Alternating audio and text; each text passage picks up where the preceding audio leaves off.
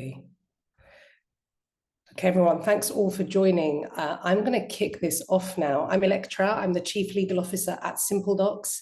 As you've probably heard, SimpleDocs has recently acquired Law Insider. So we are working together to complete the acquisition from an operational aspect, and we're all hands on deck. But we did think that it's really important that we host this webinar sooner rather than later. And this is based on some data that we uncovered that I thought was just extremely interesting. So I'm going to go ahead and begin.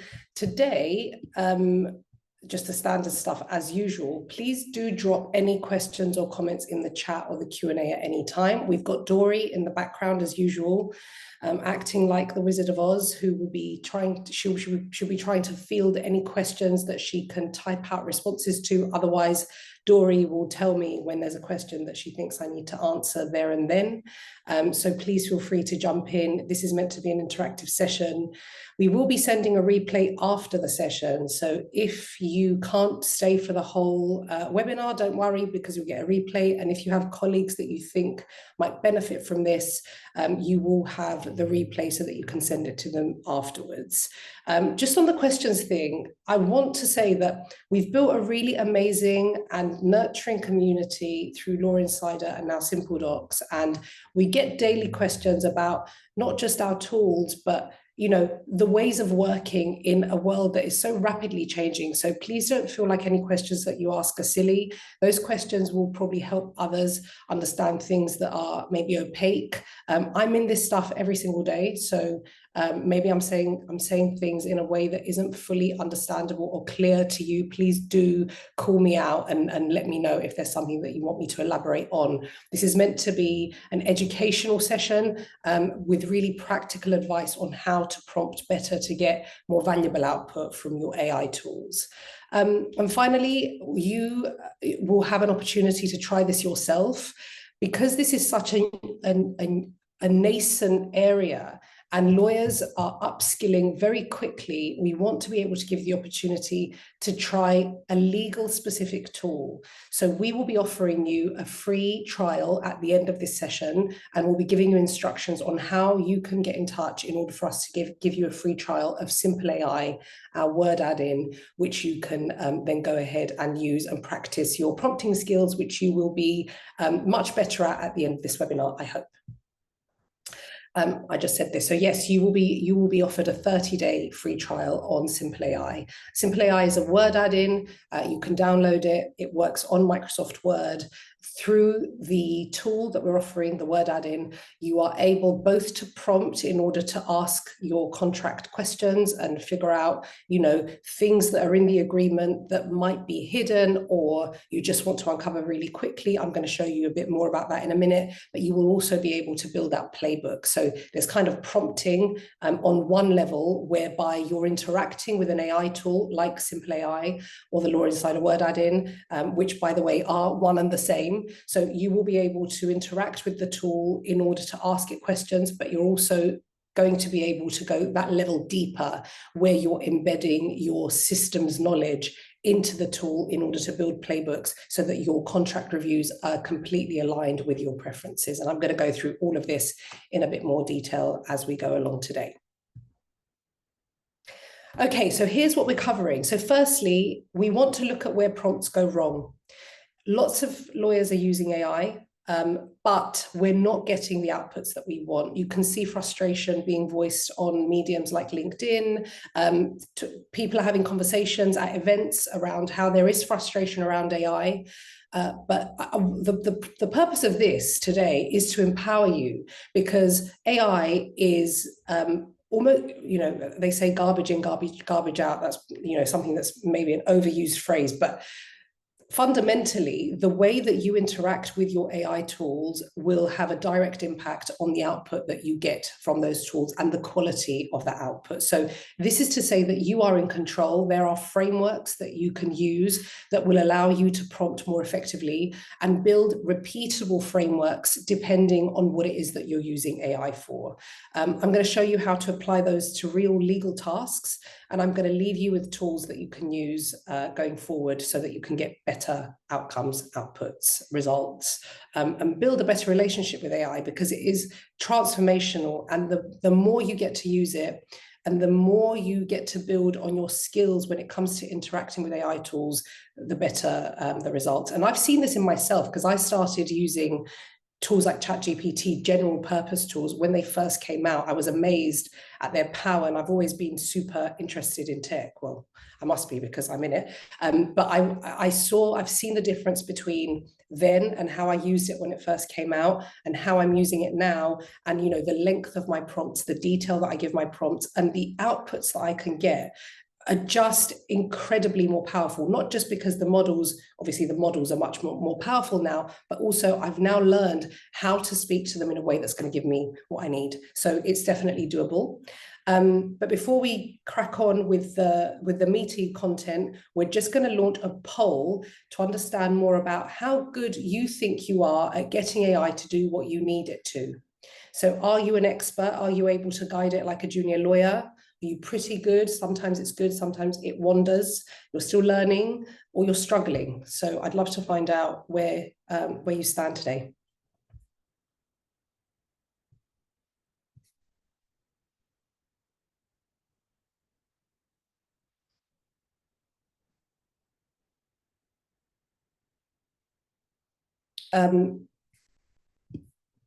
Okay. Good. Good. Okay, so we've got a pretty self-aware audience here. Thank you all for taking part in this poll. So out of the attendees today, 321 of you responded, and we're about half and half. So some say pretty good, learning, some are struggling, and some are experts. So just to say that I think that as a lawyer, you probably have a good relationship with language, right? Because that's our trade. We trade in language, and we're good at crafting language to get it to do the things that we want it to do.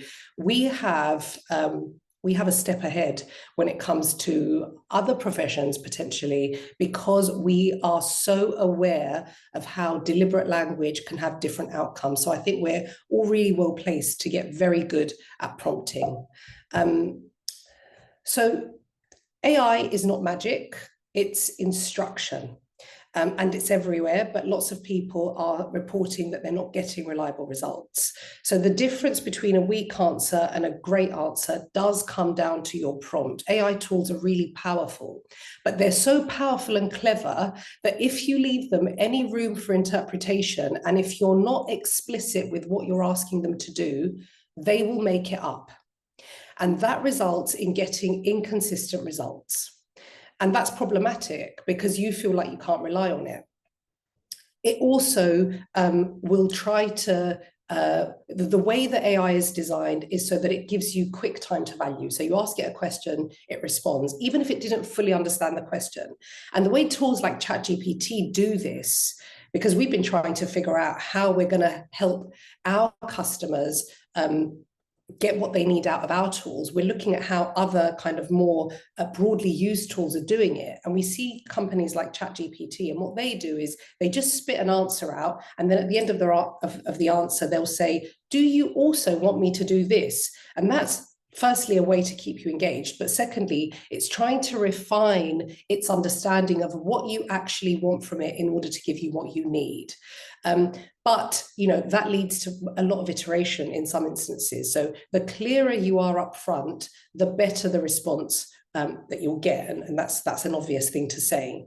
But you know, the message here is that you are in control, and if you have an understanding of the frameworks that you need to use to speak to AI so that you can get what you need out of it, you will get much better results. According to the AI Culture Clash, which was published by LexisNexis, 61% of lawyers are now using AI, which is up from 46% last year. This year, it's still 2025. And the proportion of lawyers with no plans to adopt AI has dropped from 15% to 6%. So AI is becoming ubiquitous. We just need to become better at using it, and this will happen. Among those who are using AI, according to the same study, 51% chose tools designed specifically for their sector. So that means half of the people out there are still using general purpose tools, which is absolutely fine. General purpose tools can take you a very long way. Legal specific tools will help you codify more than just, they will help you codify your policies and your governance and your internal risk appetite. So that's where they have an advantage over general purpose tools. But the content of today's webinar will apply to both. Right, so you can use these techniques both when you're speaking to general purpose tools, but also when you're speaking to legal specific tools. With legal specific tools, what happens is that they may be leveraging the wrapper. They may be, people call them wrappers. That's, I think, quite a derogatory term for something that is much more sophisticated than that. We do sit on top of large language models, but we have a very complex, robust, and thought through prompt architecture that sits on top of these LLMs. So often we've done a lot of the heavy lifting when it comes to you speaking to the underlying model. So we will have done the lift, we would have given it a role, which is something that we're going to talk about today. Often when we speak to the AI, we're not clear about what role we want it to take. We've already done a lot of that for you. So when you're speaking to a legal specific tool, you'll find that you will need to do less of a lift when it comes to your prompting because we've already done that. Whereas with general purpose LLMs, you're speaking directly to the raw model. So there won't be that robust legal specific prompt infrastructure or architecture that sits on top of the LLM model. Yeah, let me know if that makes sense. So common legal AI tasks. This is what most people are using AI for in the legal space. When I say legal, I mean contracts in particular. So it's drafting clauses and agreements from scratch, reviewing and redlining existing agreements, including their own templates, summarizing long contracts, particularly if the business has thrown it over without much context, comparing versions, explaining clauses in plain language, or asking the tool to extract key terms and risks. So these are the fundamental use cases for which AI is being used in the contract space. And what we did is we looked at how people are utilizing Simple AI. So I'm going to show you Simple AI later, but basically there are two main functions to it. The first is the AI assistant, where you can ask the tool to do specific things, like you can ask it a strategic question about key risks in an agreement, or you can ask it to tell you what the jurisdiction is of the agreement if you don't want to scroll through to find the governing law clause. And I wanted to understand how people are using Simple AI and whether they're getting the results that they need or whether there's friction. And so we looked at thousands of anonymized conversations that were happening within the tool. And what we found is that there are 5 main prompt types in contract work. So decision. People want help in making decisions, so they want the tool to help them evaluate or make a choice between this or that.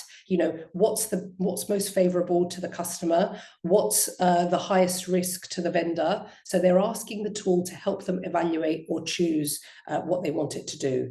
It can also, people are also asking the tool to help them rewrite things, particularly with a view to simplify language, or to skew the language so that it's balanced in a different, balanced differently. So if something's vendor favorable, lots of people use Simple AI to help them make something more customer favorable, and so on. They also ask the tool to explain complex text, even though we're lawyers. Often when you see an enormous clause with no paragraphs, or sometimes just millions of commas, you do need some help to quickly process something and clarify complex text. Comparison, this is one of our main use cases. Identify differences either by using our compare function, where you can upload a document and get the tool to compare the content of that document to your open agreement, or you might want to copy and paste something and ask the tool to compare that to your to what's in the agreement. And then, of course, research. People will ask, is this compliant with Article 28 of GDPR, etc. So they do use the tool to do some high-level research on whether certain provisions align with legislation or precedent, etc. And what we found was quite staggering. So 49% of prompts are vague or incomplete. 86% of prompts are underspecified, so there's not enough context that's being given to the tool. And 95% of our prompts lack role framing and structure. So this is not to sort of shine a light on how bad we are at prompting. I mean, maybe it is a bit, but basically it's to say, this is a new area, right? And there hasn't been enough content out there that will show us how to practically prompt better in order to get more out of our tools that we're using. So these are some examples of some of the prompts that we've been seeing. Make this better, review this clause, summarize, fix this up a bit, is this fair, make shorter. So what happens when you give the AI this sort of instruction is that it will fill in the gaps and it won't necessarily give you what you need. So there's a misalignment between your intention when you say, make this better in what way? From a language aspect, do you want it to be simplified? Do you want it to be better aligned with a vendor's interests? Do you want it to be better from a specific angle that you have in mind? Without that context, the AI will make it up, and every time it will make up a different thing depending on things like the previous context that you've given the tool. So basically, you're leaving too many holes in your prompt. A well-designed prompting framework can improve output quality by roughly 40 to 70%, according to ChatGPT itself. So there's a fundamental improvement that you can have. So here's the anatomy of a great prompt and where we don't do it as well as we could be. So the first is context. What is the document or task? You need to be giving the AI proper context when you are asking it to do something. I'm going to show you some examples in a bit. Task, what do you want the AI to do specifically? Do you want it to redraft something? Do you want it to highlight risks? Do you want it to suggest 3 bullet points? Do you want it to write an email to your internal stakeholders explaining the red lines that you've made in the agreement?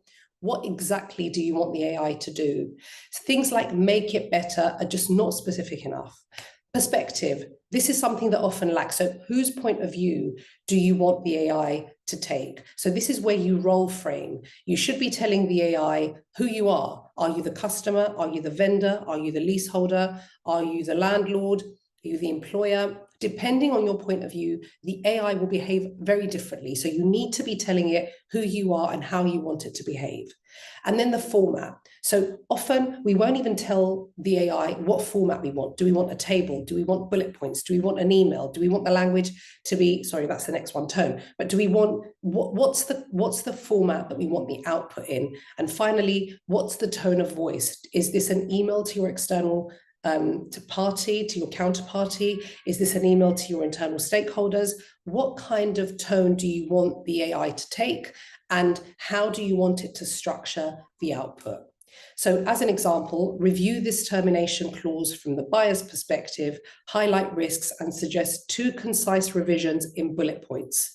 So here you're being really prescriptive. I'm not saying you always need to be as prescriptive, but this is an example of a really good prompt that is quite low risk in terms of it going wrong and giving you output that you don't want. And I know that sometimes we feel like it shouldn't be that much of an effort. We just need to be able to type naturally and expect the other side to kind of read between the lines. AI does not read between the lines, so it fills it in because it's just really clever, and that's what it needs to do in order to give you some level of output. So the trick is fill the gaps for it. Don't leave any gaps that will allow it room for interpretation. And that's really what you would do with someone who you're training, who is quite junior, and you understand that they are junior, and so you want to give them enough context so that they can make better decisions and give you more of what you need. I'm going to pause there. Dory, are there any questions that I should be answering? We are going to be getting to it, but we did have one question around security. We are OpenAI. That is the platform that we are running through for AI at this time. But there's a question about custom playbooks in the Law Insider Word add-in. So let me hold that until we get into running. Yes, Karen, we will be talking about custom playbooks as well during this webinar. Okay. So here are the prompt building blocks that you might want to think about next time you're building out your prompt. So the first is the task. What are you asking the AI to do? So with Simple AI, there is actually a pill that you select to tell it exactly what you want it to do. We do that because the AI is often not great at inferring intention. So this is something that we're trying to work through, and I know that other vendors are working through this as well. One of the reasons is poor prompting, but also we want to give the users control. We want to give the customers control so that they can tell the AI what they want it to do. And it also drives better prompting behaviors if they have to select what they want the AI to do. So whether you're using general purpose AI or legal specific AI, you should be thinking just in the context of contract, using AI for contract support, whether you want the AI to rewrite a clause, draft a clause from scratch, compare different documents, or summarize. There's probably more tasks here that you might be able to think of, but fundamentally, which of these do you want the tool to be carrying out for you? Then you want to give it context. Within context, you can give it clause context. You can give it context around the dynamics of the relationship. You can give it context about the history of your negotiation. All this context that you're providing your tools with are going to give you better outcomes that are more aligned with what you want it to do.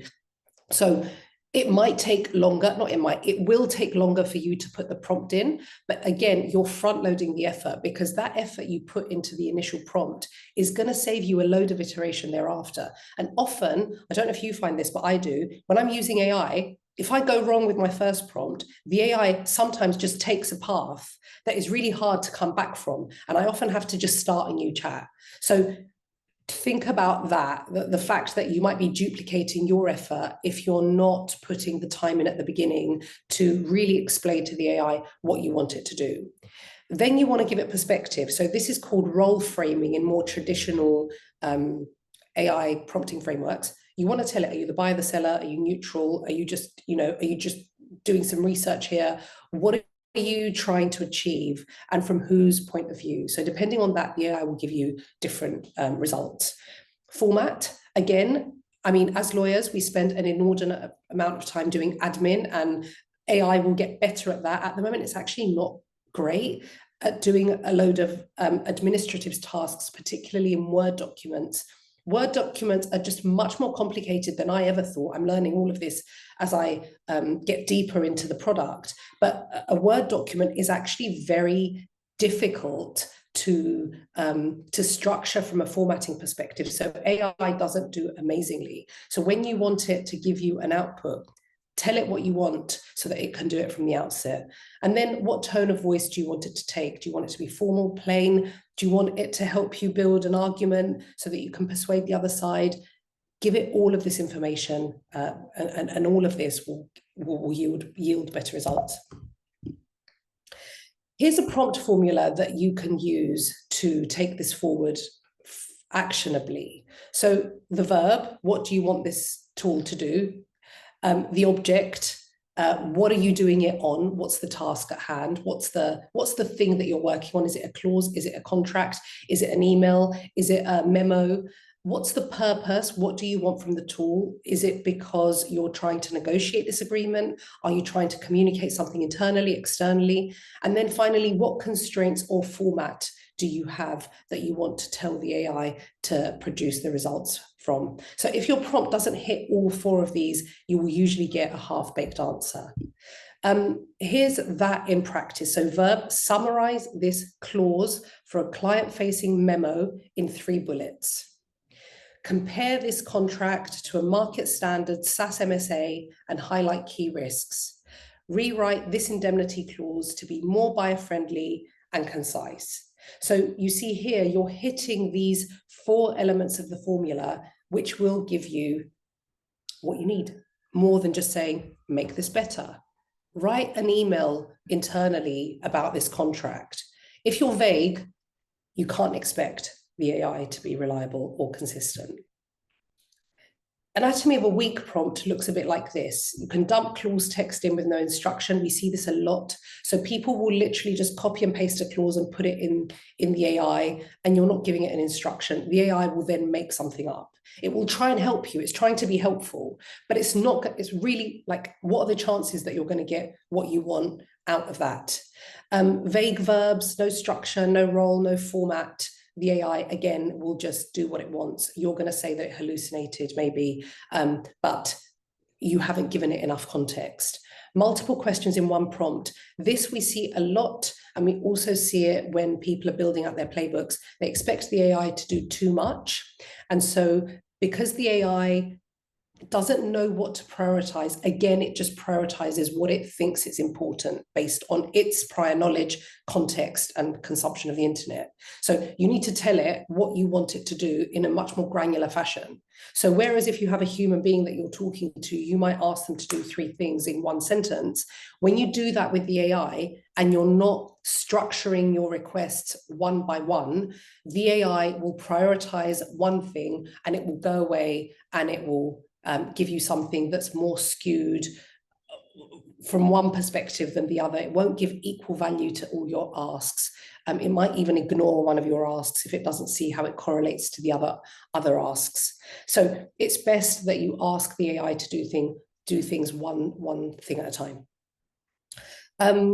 Competing asks, which is sort of related to the one above. You might have things that compete with each other. You might ask it to summarize, redline, and explain.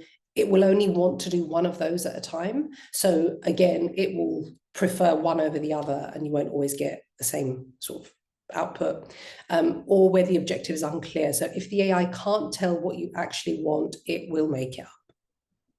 So there's a theme here. The AI is trying to be really helpful. If you don't give it enough context, it will make it up, and you won't get what you want. So the fix is to be intentional. Every prompt needs 3 things: context, clarity, control. Make this better versus rewrite this indemnity clause to be more buyer-friendly and concise. So I'm actually going to demo this in real time now to show you that this is how it works. Let me just get rid of this. So can everyone see the word add-in now? Whilst I get this up and running, Dory, do we have any questions? I've been going through them for the most part, but let's see, LLM models, I can answer this pretty quickly. What are your thoughts around building multi-agentic solutions with each agent handling a specific prompt or task in the contract review process, and then an orchestrator handling the responses and handling user interaction? This kind of goes to the next level for sure, but it's a great question, Henry. Yeah, it's a great question. I'm not going to be covering that today, firstly, because I feel like I need to get my head around all of that and how that's going to work. So I'm not ready to talk about that yet, but I think that is something that we are going to have to get into really soon, because the developments in that space are just so rapid. So absolutely.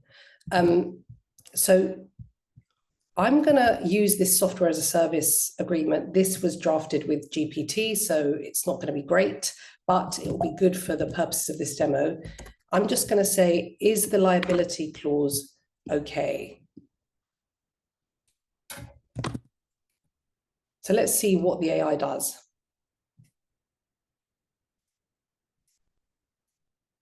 Let me just open this up a bit more. So, okay, cool. Then here's what it does. Would you like a brief executive summary? It's trying to refine your prompt by being conversational. So that's deliberate. This is a deliberate design in our tool because we don't want to cause friction. If you're asking us something, we want to be able to give you the best answer possible based on what you've given us. So we're asking you questions here that you can start to answer so that we can help you refine your prompt. This will be much more robust. So if we just clear this chat, the reason I'm clearing this chat is because what AI tends to do is take context from your previous conversation. So I'm going to try and avoid that. So here I'm asking it to compare the limitation of liability clause to market standard SaaS terms and identify where it favors the provider and propose alternative language more typical for enterprise customers.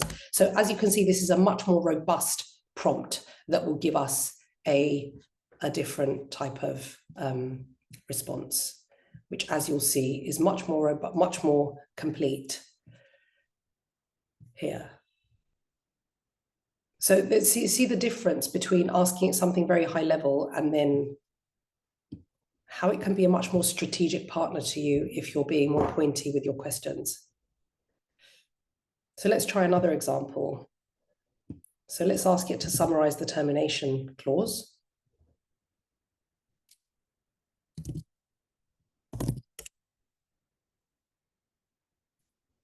So it's telling us that, it's giving us the key facts.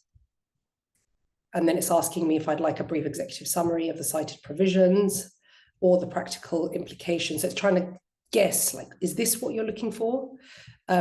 Whereas if you told it that actually you are counsel for the customer, let's see how it behaves now. As counsel for the customer, analyze the termination section, explain which rights give the provider too much control and suggest revisions to add customer protections or notice requirements. This will take you maybe 3 minutes more to type out, but again, the result that you get will be much more useful. So this feels like a much more baked, mature response. Look at this.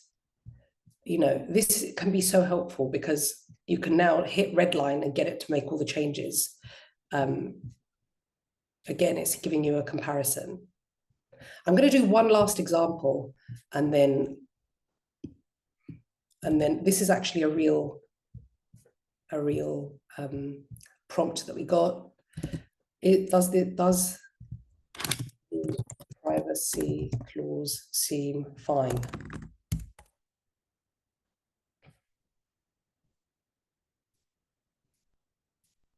So this is something that's like quite a human thing to ask, isn't it? Is it all right?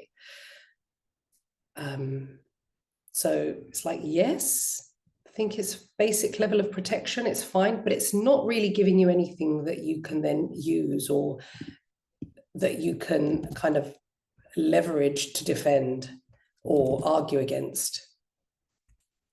Here you're saying, review the data security clause for compliance with common enterprise SaaS standards and identify whether providers' obligations should be strengthened, especially around data retention and breach notification. So again, compared to this one above, here's what you get.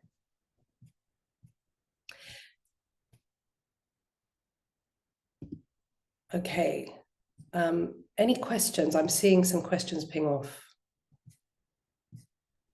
Electra, one that we can cover, what is it comparing the document to in providing the answers? What is our AI trained on?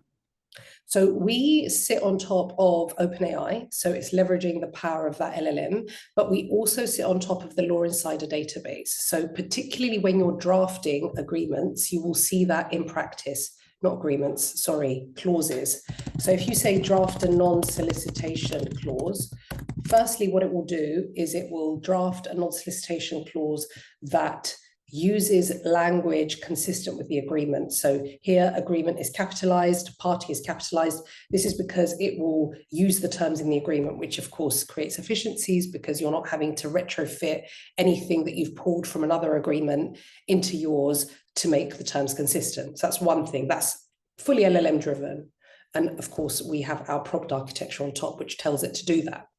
But what it also does is it then takes this AI generated language and it compares it to the Law Insider database. So Law Insider has millions of clauses from thousands of contracts. And what this does is it compares, what Simple AI does is it compares the AI generated language to that database and gives you a similarity score.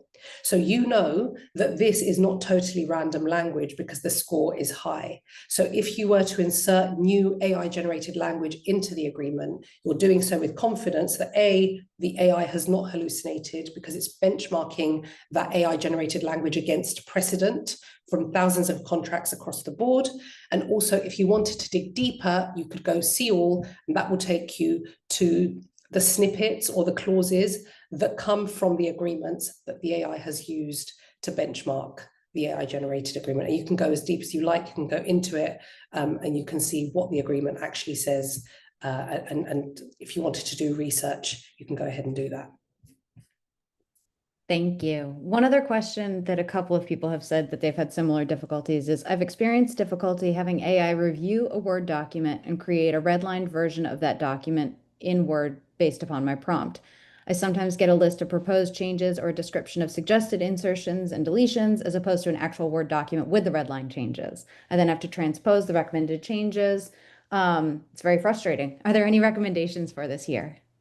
Playbooks is the recommendation for that. So if you have a playbook, you can either say, if you don't have a playbook and you're using a legal specific tool like Simple AI, you just use the general review. So what this does is it will review your agreement based on rules that it creates on the fly, having looked at the content of your agreement, and then it will go ahead and build out prompts that will underpin the rules against which the AI will review your agreement. So you could use general review. You can tell it what your role is. So which party do you represent in the contract? I'm the customer. Do you have any specific concerns? No. I'm going to go fast here. And here it will just give you a strategy summary. So this is your opportunity again to prompt the AI to refine the strategy of the review of this agreement. So every step of the way, there's an opportunity for you to influence the output through better prompting. So this is basically picking up 10 key areas where it thinks it needs to focus. If you have context here, you should give it to it. So we had a long negotiation, and here's an issues list where we negotiated, and this party is high risk because they're new and we're not quite sure of their data and security, so be really robust when it comes to that area. So you can give it this context. Based on that context, the strategy will change. If you're happy with that though, you can start your review, and as I said, Simple AI will create a playbook for you on the fly, and the playbook will be made up of rules that are based on market knowledge.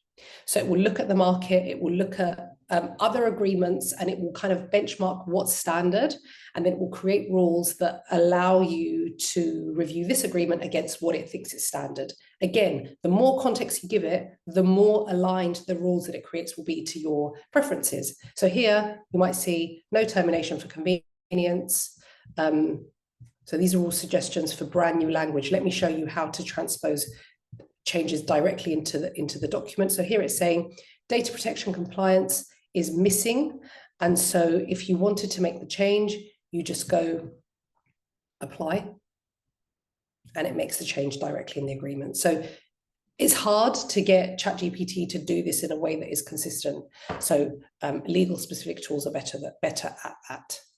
And again, you can create your own playbooks, which I'm going to go into in a second in a lot more detail, because I want to talk about prompting here, which is what I just talked about, and then prompting to create your own bespoke playbooks. Before I go there, Dory, any other questions? One quick question about length of a contract. Are there any limitations? Some agreements can be over 200 pages long. I think generally we're fine with that in the context window, but just to confirm.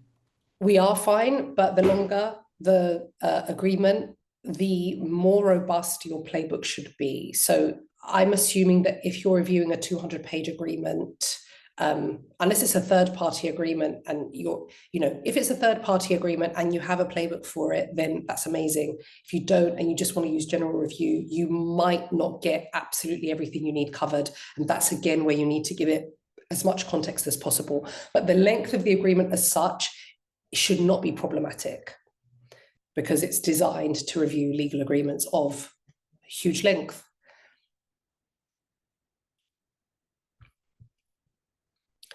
Any other questions?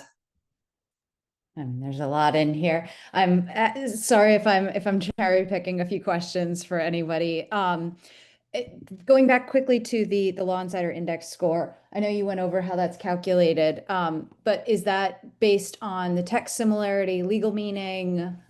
Substance. So it's based on substance, not just words. It doesn't just look at how the words map to the words in that. It looks at the substance of the clause. Thank you. Okay, just to wrap up on this bit, so where AI is really good at is highlighting risk and leverage in clauses, suggesting fallbacks or alternate language, surfacing what's market standard if it's coupled with robust data like the Law Insider database and precedent. And it's really good at speeding up review and comparison, but you still need to give it the commercial context and help it interpret that commercial context. You need to decide when to accept the risks, or you can ignore the tool. The tool's just telling you what it thinks you need to do in order to hedge a risk, but you need to accept risk. That's part of the role. So that's with you. Balancing competing priorities in a negotiation. often AI acts like an overzealous junior. It will pick up absolutely everything. And it's up to you to be discerning when it comes to that. And of course, understanding relationship dynamics and client strategy, the AI will not have that context, and it's not as good as you are when it comes to understanding personalities and how it works and history between people. So that's where you need to come in and be articulate about the context that you're providing the tool with in order to get it to help you do what you need to do as quickly and effectively as possible. So prompt like you're guiding a junior lawyer. Use directive verbs, draft, summarize, compare, refine, rather than, opaque language that leave room for interpretation. Set the output format before you ask. Get it to structure the output in the way that you need it to, and test multiple versions to find your best prompt. So lots of people have prompt libraries. I'm seeing projects in organizations to curate prompt libraries, because these things are valuable and they will help you get the most out of your tools. So before you click enter to share your prompt, just think, have I given enough context? Did I define the task clearly? Did I specify how I want the answer delivered? And is this one clear request or three in disguise? So I've talked a lot about, over the last few months, I've talked a lot about how AI is going to create better lawyers. And that's because what AI does is it gives us benefits, but only if we are giving it the right instruction. And so because we will see the benefits, we want to upskill. This has been one of our most popular webinars, which just shows that people have the appetite to learn how to prompt better. It will force clarity of thought. It will force better articulation of requirements. It will force uncovering gaps and opacity, and it will just help us be better lawyers. I really believe that it will. And I think prompt engineering is just, it's almost, being good at prompting is just the tail end of all the other stuff that comes with thinking about how we prompt and figuring out why we're asking the tool to do something, and really understanding the context and the dynamics in a relationship before we go to AI for help. So I think this can be a good thing, not just because AI will help you be more efficient, but because it will help you be really clear about what you're doing and why. And of course, the different prompting methodologies offer different outcomes. I just want to talk about playbooks briefly, and I know that we are running out of time, so I want to leave lots of time for questions. But basically, I've talked about the ICA framework before. This is a methodology that you can use when you're building out your playbooks. So I'm just going to show you what a playbook looks like, and I'm going to show you that based on a standard playbook that we have here. So this is a commercial lease playbook. So as part of the SimpleAI word add-in, you get your custom playbook. So these are playbooks that you create, and they will be here, or you can get standard playbooks, and these live here. So if you have a contract to review and you don't have your own playbook, then you can use one of ours. So we've got 21 playbooks here, and we're building more. But this is just to give you an example of the rules that underpin these playbooks. So here we have a commercial lease playbook. It's got 20 rules. And if you go into it, you will see what that rule is made up of, the constituents of the rule. So you've got the rule name. So this is going to help the person who's reviewing the agreement quickly identify what they're looking at. And then you've got the prompt. So this is the instruction that tells the AI what to do and where to go. So identify, check, act is the framework that we use. Identify, I don't always do the identify. And the reason I don't always do it is because it's embedded into the check. But if you're asking it to do something that's quite vague, you want to point it to the right direction. So you might want to say, this refers to the termination clause. Ensure that it does X, Y, Z. But often when you're just talking about something that's kind of self-explanatory, you don't necessarily need to put the identify bit in order for the prompt to work. If you're finding that the prompt's being inconsistent, then add the identify in just to make sure that you're directing the AI in the right direction. So ensure that the lease correctly identifies landlord and tenant by full legal names. If not, suggest confirming and correcting. And this is built out as a suggestion. And the reason is that you just don't have the information up front. You won't always know when you're reviewing a third-party lease who the landlord and the tenant might be. So you might be a law firm, or you might be a lessee. So you don't necessarily know who the landlord's going to be. And so you can't tell it what to check for. But what you do want to do is remind the reviewer to check the names. So you build that out as a suggestion. And what that will do is just raise a red flag to say to the reviewer, make sure that that's there and make sure that it's correct. But if you have something that's a bit more clear, you can ask it to do a red line directly. So let's look at the governing law clause. That's always a good one. Sorry, it's not in this instance because, again, it's a third-party playbook. But if you said ensure that the governing law is England and Wales, if not, redline accordingly, that would be your prompt, then you would ask it to redline directly, and then that would offer you a red line. As you can see here, we also have fallback positions. So if your preferred applicable law is England and Wales, but you can also accept France and you can also accept Delaware, you can add those here as fallbacks, and you would always just use the same structure. So ensure the governing law is France, if not, redline accordingly. So that's as simple as a prompt can be. You can go much more complex, obviously, when you're doing different types of playbooks, which I will talk about in future webinars, but this is just to illustrate that the same structure for prompting ICA can be applied across your preferred position, but also your fallbacks. You will decide whether you want this to be a suggestion or a red line, and you can also leave guidance notes for your team, which is not about prompting, but just FYI. And you can also enable comments so that whenever you give effect to a red line, comments appear in the margins. So just like as an adjacent to the prompting piece, this is a system that you're designing. You are designing the governance system upon which you review contracts. So you're adding structure to the way that you talk to the tool. And here you're thinking about the structure with which you will talk to your team when they're reviewing agreements. So this systems thinking is kind of where I'm going with this. And that's where prompt engineering really falls. I'm going to go back to the slides quickly in a second, but I just want to show you how you can also build out your own playbooks from scratch. So for those who are thinking, God, it sounds like a lot of work to start to create my own playbook. It is if you're building it from scratch. There's no getting away from the fact that if you have very granular rules, it will take you time to create those. If you're working with a vendor like SimpleAI, we will offer you implementation support and we'll build out your playbooks with you end to end, and we'll also help you understand how to do it yourselves going forward so that you're autonomous.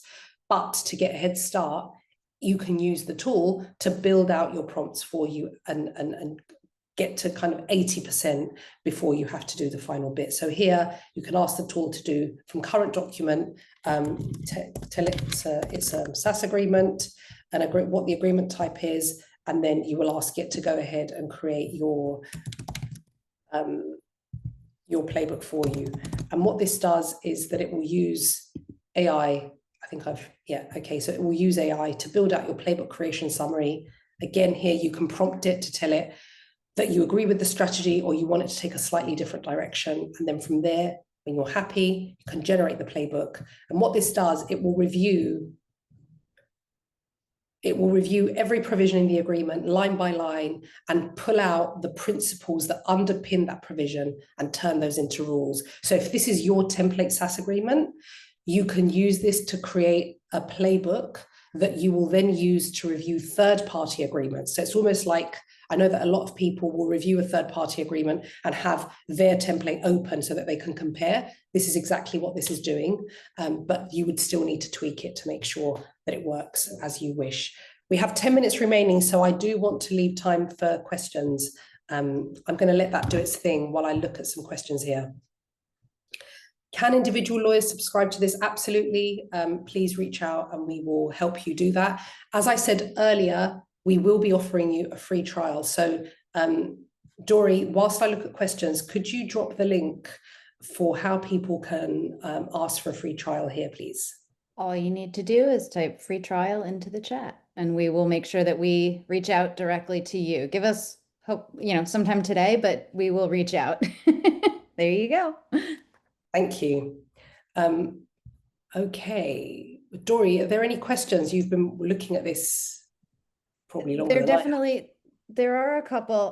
One and I'll drop the link in after the chat stops going a little bit crazier, but For anybody who is interested in the security posture, we do have a trust page at trust.simpledocs.com, and that covers all of the security posture for Simple AI. One question that comes up quite a lot, Electra, but we haven't really covered it yet this webinar is, can Simple AI assist with contractual nuances from other jurisdictions? Yes, it can. So, but what you don't want to do is rely on it for legal advice. So if you're saying things like, make sure that this agreement complies with the laws of Cyprus, firstly, that's too broad, as we learned today. But also, you don't want to rely on it for legal advice. So anything that it gives you, you should be cross-checking. So you should be asking it for sources, and you should then be cross-checking those sources to make sure that they are correct. So it might be a shortcut to you getting to the source that will verify the question that you're asking it to answer, but don't fully rely on it, because it does leverage LLM. It's not trained on all the case law and all the laws. Obviously, any law that's published that lives on the internet, we will have access to, but because it's such a vast body of data, you just can't rely on it to be 100% accurate. So yes, the most you can do is ask it to tell you whether it's accurate, whether it complies, and then provide you with a source that you then manually verify to make sure that it's correct. Great. Okay. Do you think we will teach prompt engineering in law school one day? Absolutely, Dimitri. Prompt engineering is the new drafting. I don't think that anyone will be manually drafting specific agreements, specific clauses going forward. You will just be prompting and reprompting the AI to give you the output that you want. So prompt engineering, I think, should be something that we already teach in law school. If we're not, then we're late to the party, and we just need to get going, because the future of the legal profession is going to change quite drastically, particularly for those that do tactical work on a day-to-day basis. Can you quickly just tell us the difference between the Law Insider Word add-in and the SimpleDocs Simple AI add-in? I know they're really kind of one and the same, but can we talk a little bit about subscriptions? Subscriptions, yes, absolutely. So, Dory, what's the best page for me to navigate to for that? On the SimpleDocs side is simpledocs.com/pricing, and the other is lawinsider.com/pricing. Okay, so Dory, would you mind just dropping those in the chat for everyone to take a look at? So SimpleDocs starts from 159 per user per month. Now, this comes with no playbooks. So that means that you can use the AI assistant as is. The reason we've carved out playbooks is because we've realized that in order for people to get full value from playbooks, they need to implement their own. And so they need professional support from the legal engineering team at SimpleDocs. And so that's why you can upgrade to Simple AI Pro, where you get full professional services support, and you can use the team to build out your playbooks and your preferences. So if you're interested in this, please book a demo, and someone from the sales team will reach out to find some time with you so that you can look at the full features in the tool, and we can also talk you through the implementation support that you can get. And then, of course, we have the Law Insider side. So as I said, SimpleDocs has just acquired Law Insider, so there's a slightly different offering, but the technology that underpins the Word add-in is exactly the same. So this is the draft and review with AI, which is 159 a month. It's exactly the same as Simple AI without playbooks. So again, with Law Insider, you don't get playbooks. But if you did want playbooks, if you're on Law Insider and you don't have playbooks and you want to upgrade to them, then we can put you onto Simple AI plus playbooks so that you can get the full feature set and help you migrate onto that. Draft with AI is our AI assistant, which I'm not covering today, but it's a different offering. It's more like a ChatGPT for law, which we can look at a different time. And then Enterprise AI takes you into the realms of SimpleDocs and all the tools that we have there, which include Simple AI and an AI repository where you can store your contracts once you've negotiated and executed them. And you can then dynamically search your repository to manage your contracts post-execution. So again, if anyone wants a demo or to talk about these the pricing in more detail, please do reach out. I'll put free trial in the chat and we'll reach out to set that up for you. Great. And another question here, Electra. What's the best practice for summarizing long contracts in plain English to ensure that it covers all sections that can be provided to the client? I think just giving it the context, as I said, you can use this structure here.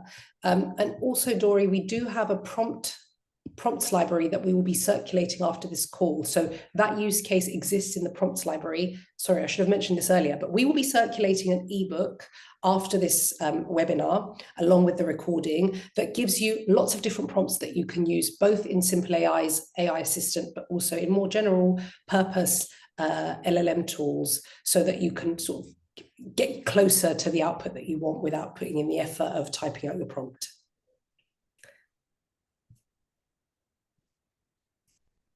For those who've trialed Law Insider Word Add-in, will we still be able to get the same SimpleDocs trial? Yes, Yvonne, please feel free to put free trial in there and we will reach out.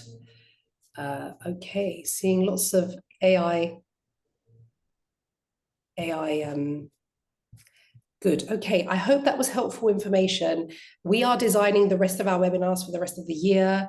I think these are just so great. I love how many people join them and how much interest there is in this space. We want to be giving you the most valuable content that we can, and to help this community upskill in a world that's moving very, very fast. So if you have any ideas on other webinars or other areas of AI where you'd like help with, or maybe AI adjacent, with regard to your processes or how you get ready for these changes, please let us know, because we read every email and we're very interested. I'm actually going to drop my email here so that you can email me directly with any ideas that you have on future webinars. So please do reach out. Oh, Murad, thanks for saying that. Thanks, everyone. And yeah, big thanks to Dory, who put in so much work for this webinar, which has been one of our most popular to date. So thank you, Dory, for all your help and for fielding all the questions. And thanks to everyone for joining. Really appreciate you being here. Really appreciate all the questions that you have. And as I said, please do reach out if you have any suggestions, if you have any feedback. I love to hear it. So thank you very much. Thank you.